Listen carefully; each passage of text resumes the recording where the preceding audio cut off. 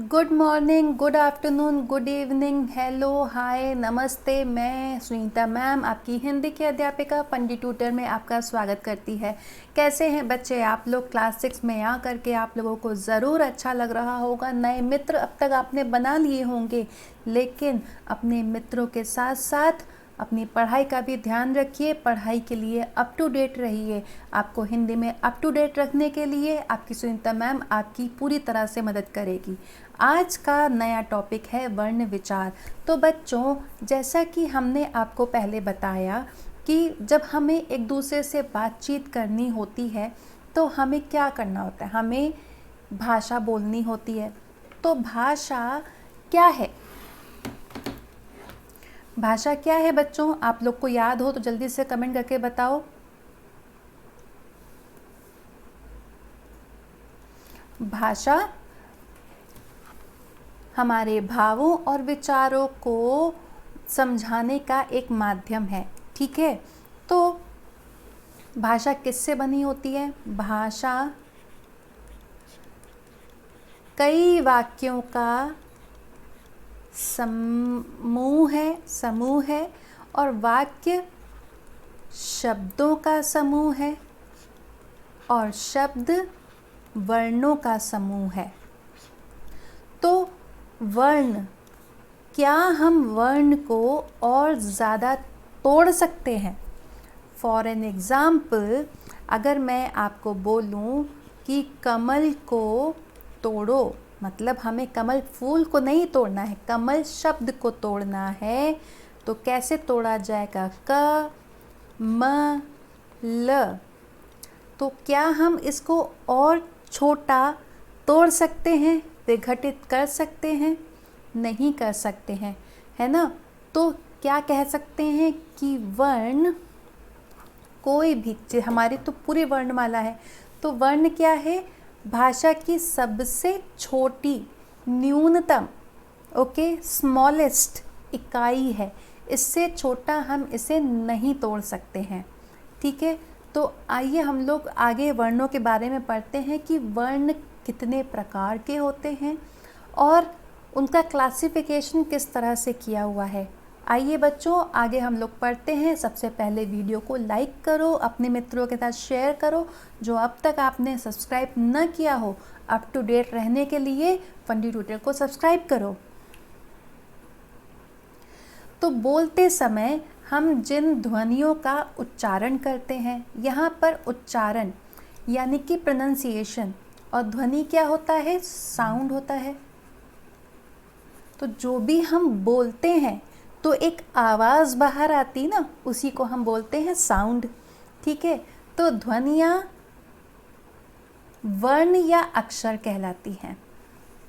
वर्ण या अक्षर, यही ध्वनियाँ जो हम बोलते हैं।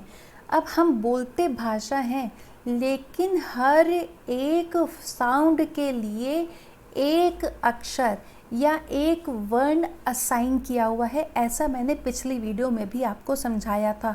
अगर आपने मेरा भाषा लिपि व्याकरण वाला वीडियो न देखा हो तो वो भी देखिएगा इस वीडियो के बाद में। ठीक है, तो वर्ण या अक्षर क्या होता है? वही ध्वनियाँ जो कि हम लिखते हैं, हर ध्वनि के लिए एक वर्ण असाइन है। ठीक है, तो वर्ण क्या है? भाषा की सबसे छोटी इकाई। वर्ण क्या है? भाषा की सबसे छोटी इकाई। तो वर्ण उस ध्वनि को कहते हैं जिसके और टुकड़े नहीं किए जा सकते, है ना? जैसा कि अभी हम लोगों ने कमल के एग्जाम्पल से समझा कि वर्ण उस ध्वनि को कहते हैं जिसके और टुकड़े नहीं किए जा सकते।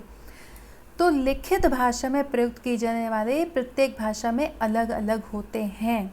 तो आपको, जैसा कि मैंने पिछले वाले वीडियो में बताया था लिपि के बारे में, ठीक है, कि लिपि, हर भाषा की अलग लिपि होती है। इसी तरह से हर भाषा के अलग वर्ण होते हैं। कैसे? हिंदी में ये होता है ना, क, ख, ग, घ, है ना? और इंग्लिश में क्या होता है? ए, बी, सी, डी, इस तरह से। तो आपने देखा दोनों में अलग अलग वर्ण हैं, अलग अलग लेटर्स हैं, ठीक है। तो वर्ण को हम लेटर्स या अल्फ़ाबेट्स बोल सकते हैं, ठीक है। हिंदी के अल्फ़ाबेट्स या हिंदी के लेटर्स।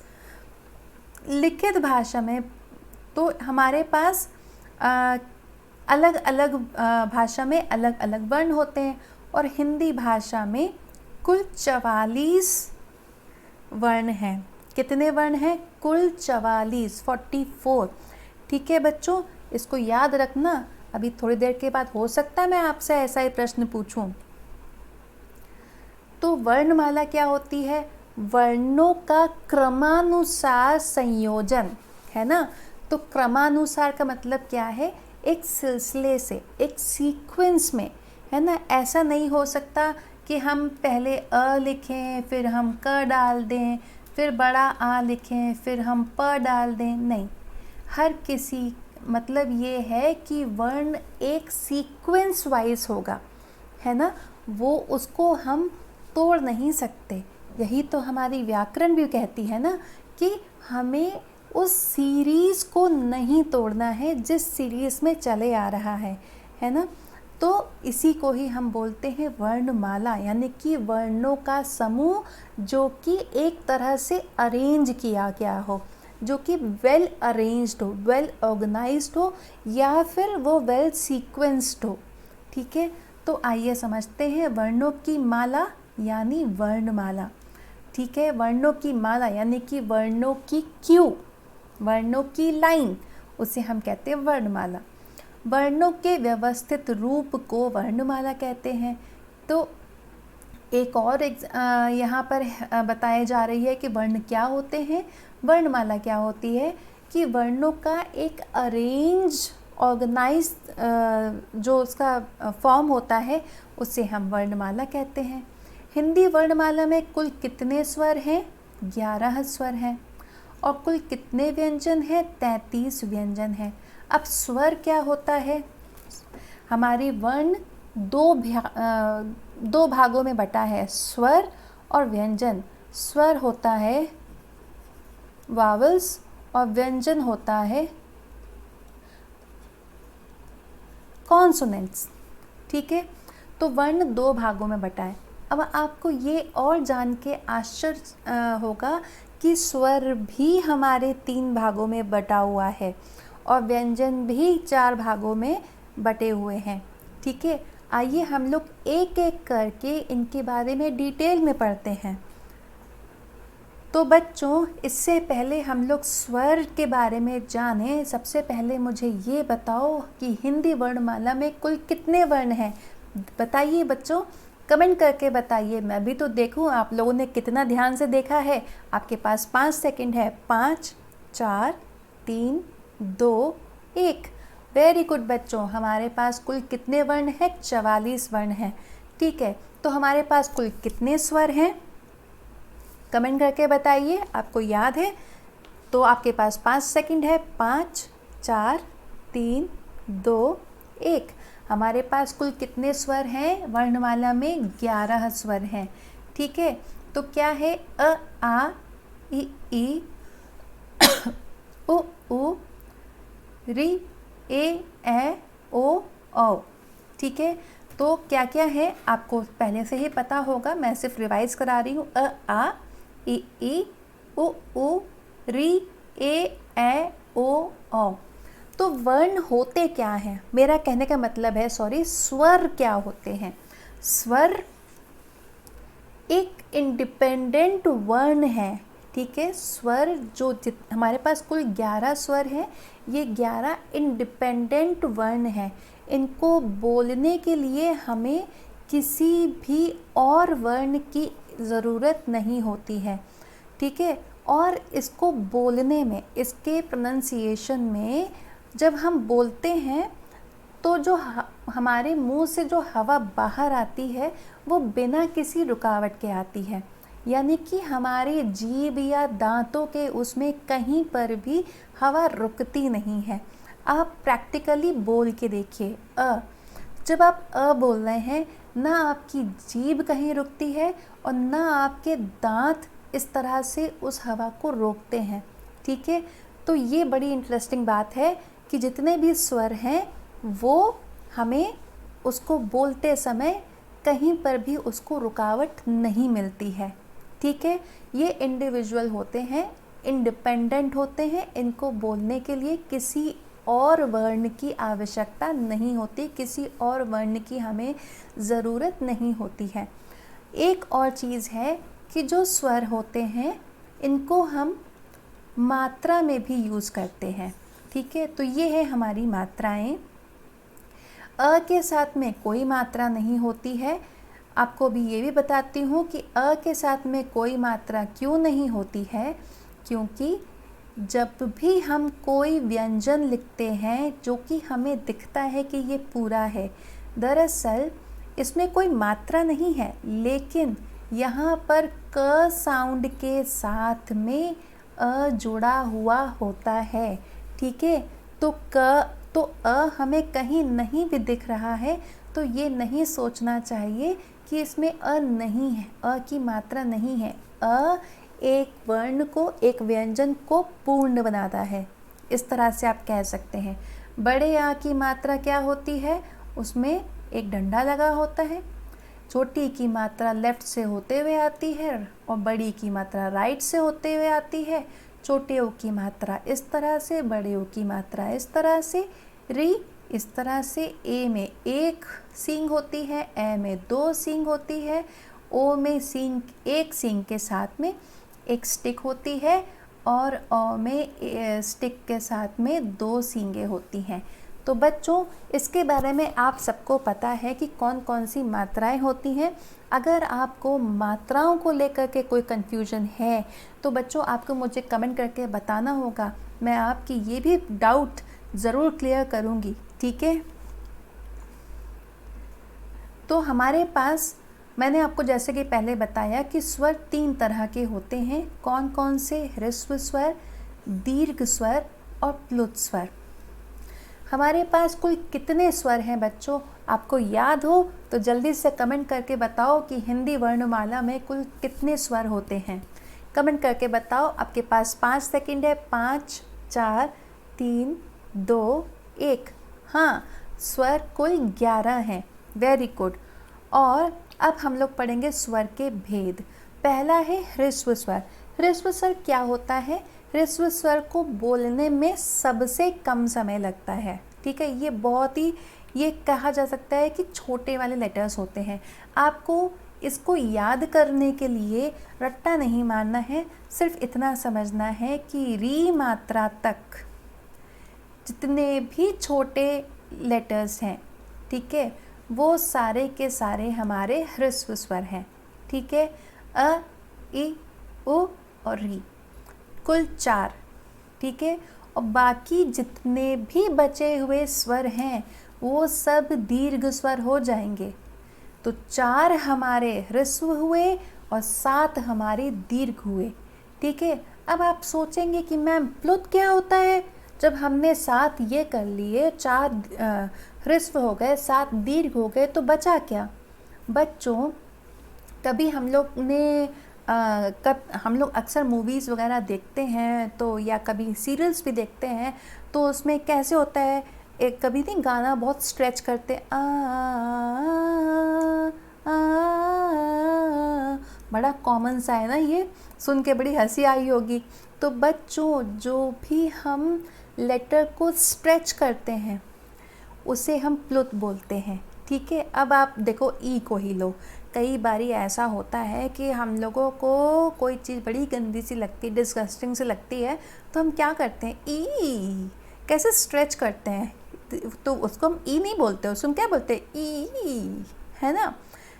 तो उसको हम लोग प्लुत स्वर बोलते हैं कि एक ही स्वर को हमने स्ट्रेच कर दिया, है ना, बोलते हुए स्ट्रेच कर दिया च्युइंगम की तरह। तो चलो आगे हम लोग देखते हैं ह्रस्व स्वर क्या होता है। इसके उच्चारण में सबसे कम समय लगता है। ये 4 हैं, जैसा कि आपको मैंने बताया। री तक में जितने भी छोटे लेटर्स हैं इंक्लूडिंग री, वो ह्रस्व स्वर हैं। ठीक है। बाकी बचे दीर्घ स्वर है। अब दीर्घ स्वर क्या होता है?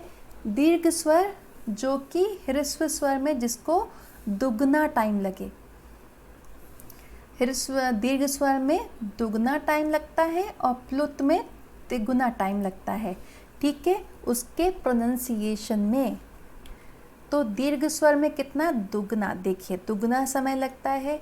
बचे हुए 7, जितने भी हमारे बचे हुए 7 स्वर हैं वो सारे के सारे दीर्घ स्वर हैं। और प्लुत स्वर मैंने आपको बताया कि ह्रस्व और दीर्घ स्वरों के उच्चारण से इसमें तिगुना इंटू 3 टाइम लगता है, ठीक है। तो ये एक ही होता है क्योंकि इसका कोई साउंड नहीं है। हम किसी भी एक स्वर को लेते हैं और उसी का ही हम स्ट्रेच कर देते हैं, तो वो होता है प्लुत स्वर। बच्चों अब जल्दी से पहले मुझे ये बताओ कि स्वर के कितने भेद होते हैं? क्या आपको नाम याद है? कमेंट करके बताओ। आपके पास 5 सेकंड है। 5, 4, 3, 2, 1। वेरी गुड बच्चों।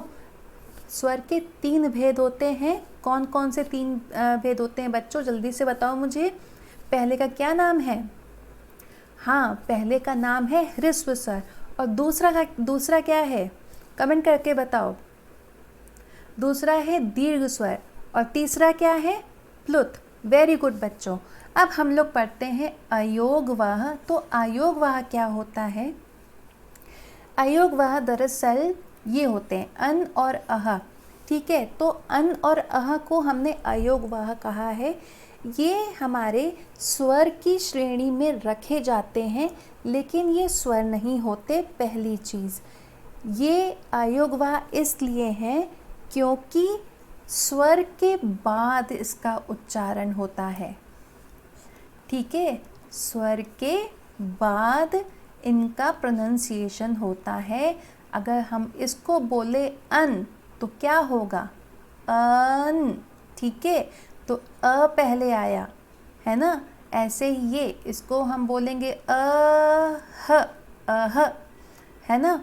तो अ पहले आया, तो अ क्या है? स्वर है। ऐसे ही मैंने आपको इसका बताया अन, तो यहाँ पर अ स्वर के बाद ही इसका प्रोनंसिएशन होता है, इसीलिए इसे अयोगवाह कहा जाता है, ठीक है। तो इसमें एक चीज़ और है कि जो अन है इसे हम अनुस्वार कहते हैं और इसे हम कहते हैं विसर्ग।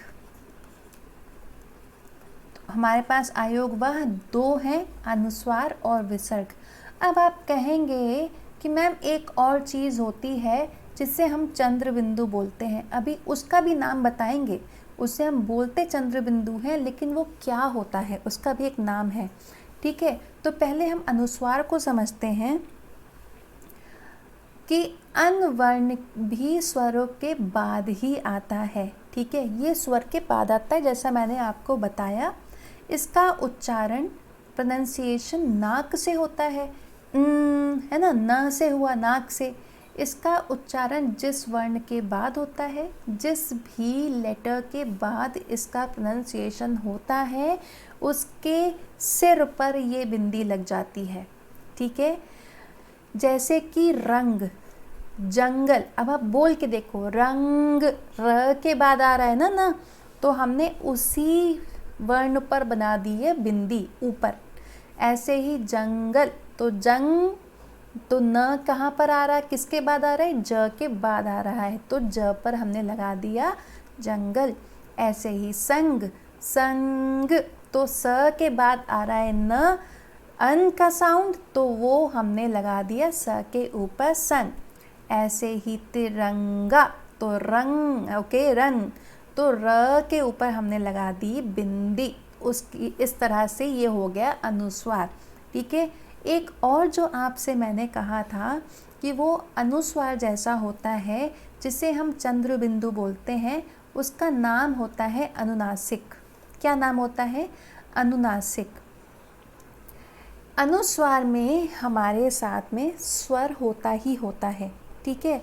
यहाँ पर पहले स्वर और बाद में न साउंड होता है, आप अनुस्वार को कैसे समझोगे कि पहले स्वर और बाद में न साउंड। और अनुनासिक में क्या होता है, इसमें दोनों साथ में आएगा। हाँ, इसमें स्वर और न साउंड एक साथ होगा। कैसे? पॉसिबल है, आप बोल के देखो। चांद, चांद। ओके, तो आप क्या बोल रहे? आ के साथ में आ रहा है चंद्र बिंदु, आंद। ठीक है, हम ये नहीं बोले चांद, हम बोले चांद। ओके, आंगन, हम आंगन बोल रहे हैं। ठीक है, तो स्वर के साथ में न का साउंड आएगा। ठीक है, तो ये इसमें जो मेन हमें समझने वाला है साउंड। ठीक है, कि पहले अनुस्वार में पहले स्वर आता है, बाद में न आता है। और अनुनासिक में स्वर के साथ में न साउंड होता है, दोनों एक साथ जुड़ जाता है अनुनासिक में। इसीलिए वहाँ पर हम लगाते हैं चंद्र बिंदु और अनुस्वार में लगाते हैं सिर्फ एक बिंदु। ठीक है, ये समझ में आया कि नहीं आया बच्चों? कमेंट करके बताओ। और अब मेरा एक प्रश्न है कि हमारी वर्णमाला में आयोगवाह में कौन कौन से व्यंजन है, कौन कौन से वर्ण है, हमारी हिंदी वर्णमाला में आयोगवाह में कितने वर्ण हैं और उनके क्या नाम हैं? कमेंट करके बताओ। आपके पास 5 सेकंड है। 5, 4, 3, 2, 1। आयोगवाह में 2 हैं, अनुस्वार और विसर्ग। Very good. अभी हम लोग विसर्ग के बारे में भी पढ़ेंगे। ठीक है, तो विसर्ग का क्या होता है, उसमें ये साइन होता है ना? जैसे कि हमने ये लिखा अह। ठीक है, अब इसमें भी स्वर पहले आ रहा है और इसका साउंड बाद में आ रहा है। ठीक है, तो इसका प्रयोग हम कब करते हैं? जैसे हम लोग संस्कृत के शब्द हिंदी में एज इट इज़ यूज़ करते हैं, हम उसमें कोई बदलाव नहीं करते। संस्कृत के ही शब्द जब हम हिंदी भाषा में एज इट इज़, जैसे के तैसे यूज़ करते हैं, तो वही हमारे विसर्ग वाले शब्द होते हैं। जैसे अतः, प्रातः, अंततः।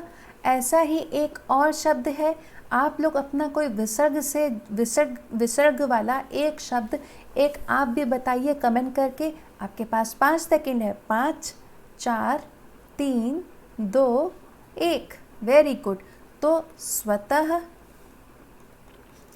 प्रायः। तो ये हमारे पास 2 और शब्द आ गए जिसमें विसर्ग लगा हुआ है। शाबाश बच्चों। तो अब तक हमने स्वर पढ़े। ठीक है, तो बच्चों अब मुझे ये बताओ कि विसर्ग के तो हमारे पास स्वर के कितने भेद हैं? आपको याद हो तो कमेंट करके बताओ कि स्वर के कितने भेद हैं। स्वर के 3 भेद हैं। वेरी गुड बच्चों। अब हम लोग को ये समझना है कि आगत ध्वनि क्या होता है। ठीक है, आगत ध्वनि। आगत ध्वनि ये चंद्र जैसा होता है, अर्धचंद्र जैसा, लेकिन इसमें ये चंद्र बिंदु जैसा नहीं होता है, इसमें बिंदु नहीं लगा होता है। पहली चीज़। दूसरी चीज़ कि आगत ध्वनि क्या होता है, जो इंग्लिश के वर्ड्स हैं उसमें ओ का साउंड आ रहा हो। ठीक है, तो इसकी क्या कंडीशन है कि पहली चीज़ कि शब्द हमारा इंग्लिश का होगा, उसको हम इंग्लिश के as it is word Hindi के लेटर्स में लिखेंगे। ठीक है, और दूसरा उसका साउंड होगा ओ। जब साउंड ओ होगा तब हम वहाँ पर ये आ की मात्रा के साथ में ये अर्धचंद्र लगाएंगे जिसको हम बोलते हैं आगत। ठीक है, जैसे कि डॉक्टर, कॉफ़ी, टॉफ़ी, बॉल। तो इसमें ओ का साउंड आ रहा है, लेकिन हमने ये इंग्लिश के शब्द हिंदी के लेटर्स में लिखा है। ठीक है, तो इसलिए यहाँ पर हमने आगत ध्वनि यूज़ की है ऐसे ही और कौन सा शब्द आपके दिमाग में आ रहा है जिसमें आगत ध्वनि है और जिसको हम हिंदी में लिख सकते हैं? कमेंट करके बताओ। आपके पास 5 सेकंड है। 5, 4, 3, 2, 1। Very good. तो हमारे पास है नॉट, हमारे पास है लॉट, हमारे पास है ऑस्ट्रेलिया। वेरी गुड बच्चों। तो इस तरह से हमने आगत ध्वनि भी समझा। तो बच्चों अब मेरे पास पहला प्रश्न आपसे ये है, इससे पहले हम लोग व्यंजन शुरू करें, मेरे पास आपके लिए एक प्रश्न है। आगत ध्वनि हम लोग किस भाषा के लिए यूज़ करते हैं? कौन सी भाषा के शब्द में हम आगत ध्वनि यूज़ करते हैं? आपके पास 5 सेकंड है। 5, 4, 3, 2, 1। इंग्लिश के शब्दों को जब हम हिंदी में एज इट इज़ लिखते हैं तब हम आगत ध्वनि का यूज़ करते हैं। अब हम आते हैं व्यंजन। क्या आप लोगों को याद है जब मैंने आपको पहले बताया था कि हमारे पास कुल कितने वर्ण हैं? याद हो तो जल्दी से कमेंट करके बताओ, कुल कितने वर्ण हैं हमारी वर्णमाला में? आपके पास 5 सेकंड है। 5, 4, 3, 2, 1। हमारे पास कुल 44 वर्ण हैं और इन 44 वर्ण में से कितने स्वर हैं? आपको याद हो तो कमेंट करके बताओ बच्चों। आपके पास 5 सेकंड है। फिर से 5, 4, 3, 2, 1। Very good. तो हमारे पास कुल कितने स्वर हैं?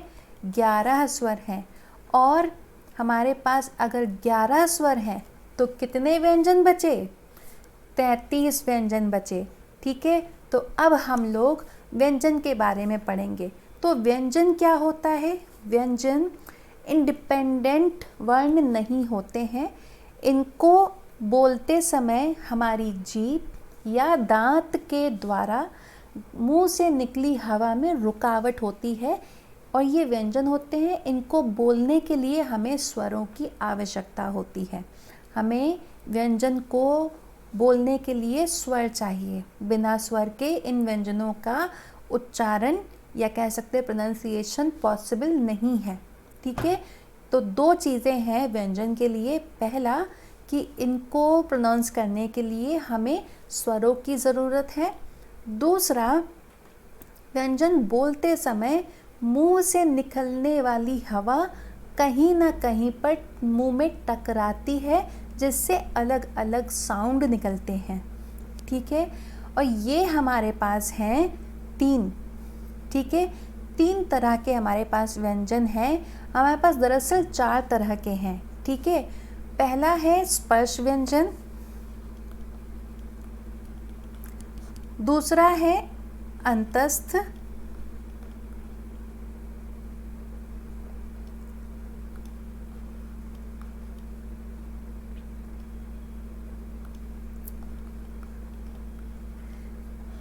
तीसरा है ऊष्म और फिर उसके बाद हमारे पास आते हैं संयुक्त व्यंजन। ठीक है। तो स्पर्श व्यंजन हमारे पास 25 हैं, अंतस्थ हमारे पास 4 हैं, ऊष्म हमारे पास 4 हैं। ठीक है। और संयुक्त भी हमारे पास 4 हैं। क्योंकि ये संयुक्त व्यंजन है इसलिए इसका वर्गीकरण हमने यहाँ पर नहीं लिखा हुआ है। इस तरह से हमारे पास कितने हो गए? टोटल 33 हो गए इन सबको मिला करके। ठीक है। तो आइए हम लोग स्पर्श व्यंजन के बारे में पहले समझते हैं। स्पर्श व्यंजन, स्पर्श यानी कि टच। ठीक है। तो इसका मतलब ये नहीं है कि हम टच करा रहे हैं, बोल रहे हैं, नहीं। इसका मतलब ये है कि हमारे जो शब्द हैं, जब हम ये वाले जो अक्षर बोलते हैं तो हमारे मुंह से निकलने वाली जो ध्वनि है वो जीभ से कहीं ना कहीं टच करके हम उसको निकालते हैं, उसकी आवाज़, उसका साउंड। ठीक है। तो इसको कैसे समझेंगे? ये 25 हैं। तो 25 कैसे हुए? हमारे पास कुल कितने हैं? क वर्ग, क वर्ग, च वर्ग, ट वर्ग, त वर्ग, प वर्ग। इस तरह से हमारे पास 5 वर्ग हो गए। अब वर्ग क्या कि क वर्ग में कुल कितने हैं व्यंजन? 5। इसी तरह से क से प तक में हमारे पास हर किसी में 5-5 व्यंजन हैं। तो अगर हम इसको मल्टीप्लाई करें तो ये हो गया 25। तो इस तरह से हमारे पास 25 स्पर्श व्यंजन हो गए। ठीक है। अंतस्थ व्यंजन, अंतस्थ व्यंजन वो होते हैं जो कि न स्वर होते हैं न व्यंजन होते हैं, लेकिन इनको हम व्यंजन में इसलिए रखते हैं कि क्योंकि कहीं ना कहीं पर ये एक तो ये व्यंजन जैसे नहीं होते हैं, दूसरा इनको प्रोनाउंस करने में हमें स्वरों की आवश्यकता होती है। ये बिना स्वर के प्रोनाउंस नहीं हो सकते, लेकिन इसमें हमारे मुख में कहीं भी हवा रुकती नहीं है। ठीक है। फिर है ऊष्म व्यंजन। ये हैं ऊष्म व्यंजन, ये वाले श, श, स, ह, ये हेवी व्यंजन है। ऊष्म यानी कि गर्म, है ना। तो इसका मतलब ये नहीं है कि जब हम ये वाले लेटर्स बोलते हैं तो हमारा मुंह गर्म हो जाता है, और इतना गर्म नहीं होता है कि हमारा मुंह जल जाए, ऐसा कभी नहीं होता है। ठीक है ना। तो ज़रा इसका मजाक नहीं बनाना। तो इसका मतलब ये है कि ये जब मुंह से निकलते हैं तो हवा में थोड़ी सी रगड़ लगती है, जिससे ये इनको कहा जाता है कि रगड़ लगने से इन लेटर्स में गर्माहट आती है। तो इस तरह से ये ऊष्म व्यंजन होते हैं। ये दरअसल हेवी लेटर्स होते हैं। ठीक है। इसमें थोड़ा सा ह का साउंड आता है, इसलिए ये ऊष्म व्यंजन होते हैं। आइए हम लोग इसके बारे में डिटेल में पढ़ते हैं।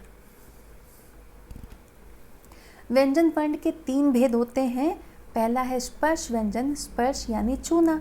जिन व्यंजनों का प्रोनाउंसिएशन करते समय फेफड़ों से निकलने वाली वायु कंठ, कंठ यानी गला, तालु, तालु क्या होता है?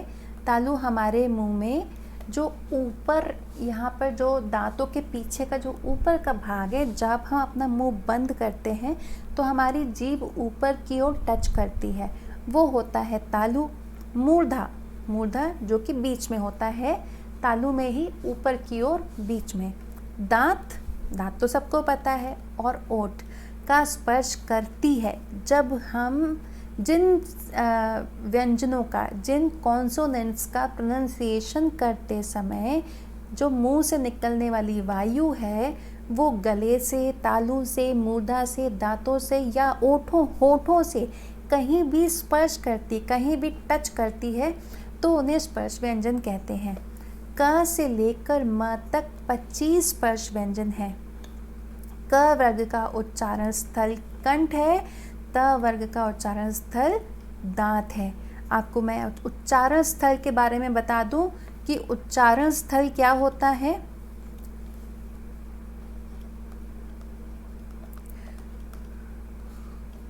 उच्चारण स्थल कि उच्चारण यानी कि प्रोनाउंसिएशन, स्थल यानी कि जगह। तो जो भी लेटर, जो भी वर्ण मुंह में जिस जगह से बोला जाता है वही जगह उसका उच्चारण स्थल कहलाता है। ठीक है। अब जैसा कि आपको बताया गया कि क है कंठ, क कंठ है, ये कंठ से बोला जाता है।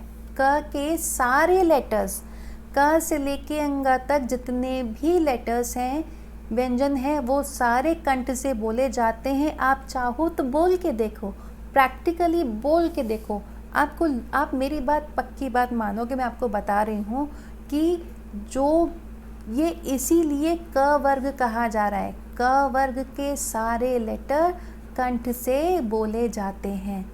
च वर्ग मूर्धा, तालु से बोले जाते हैं। च वर्ग तालु से बोले जाते हैं। ठीक है। और ट वर्ग मूर्धा, है ना, जैसे कि थोड़ा सा बीच से, है ना, हमारे तालु के थोड़ा सा और पीछे से जब हम बोलते हैं ट, तो कैसे हम अपनी जीभ को हल्का सा रोल करके पीछे ले जाते हैं और फिर बोलते हैं ट। आप बोल के देखो, आप मानोगे कि कैसे हम ट बोलते हैं। इसी तरह से ट वर्ग के जितने भी लेटर्स हैं वो सारे वहीं से ही बोले जाते हैं, उनका उच्चारण स्थान सेम है, ट, ठ, ड, ढ, न। और ये भी 2 स्पेशल लेटर्स और ड़ और ढ, ठीक है। फिर त वर्ग को हम दांत से बोलते हैं। आप देखो कि हमारी जीभ कैसे दांत के पीछे को टच करती है, त, थ, द, ध, न करती है ना। ऐसे ही प वर्ग में होठों का प्रयोग होता है।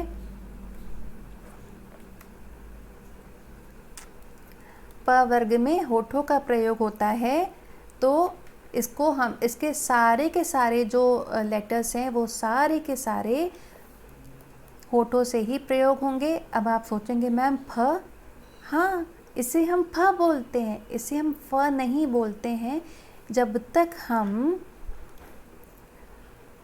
ये फ है, ठीक है, फ होठों से बोला जाने वाला, ठीक है ना, ये फ है। जब हम फ के नीचे नुक्ता, इसे हम बोलते हैं नुक्ता लगा दें तभी ये फ होता है, ठीक है। फ से फल और फ से फारसी, समझ में आया। इस तरह से हमारे हर जगह का जो उच्चारण स्थल है हर लेटर का अलग अलग है, ठीक है। तो आइए हम लोग अब स्पर्श व्यंजन के बारे में समझ चुके हैं, अब हम लोग समझेंगे अंतस्थ व्यंजन, ठीक है। तो अंतस्थ व्यंजन, अंत यानी कि मध्य यानी कि बीच का, ठीक है। तो ये व्यंजन आधे स्वर होते हैं आधे व्यंजन होते हैं, ठीक है।